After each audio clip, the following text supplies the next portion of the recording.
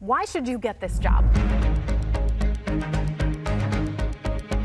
It was during the pandemic, actually, watching how Governor Tom Wolf mismanaged that pandemic, crushing our small businesses. My wife and I we were a small business owner, and I know how hard we worked to build that business and how important our employees were to us. And then after that, we watched a year of our children's education being taken away from them when science dictated the opposite. And again, father of 4 daughters and 10 grandchildren, we don't know what the long-term effects of that decision will be. Do you acknowledge that former President Trump, lost the state of Pennsylvania and the general election in 2020?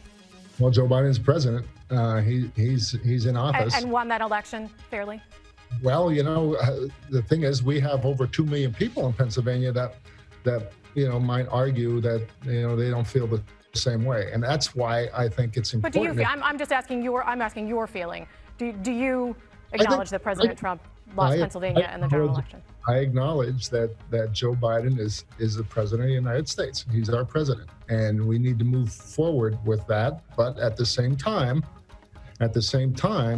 you have 2 million people who feel that there were things that happened in that election, and many of it, and I'm one of them, who believe that this needs to be looked at so that we don't make those same mistakes moving forward. What specifically would you do to reduce violence in Philadelphia and also throughout the state?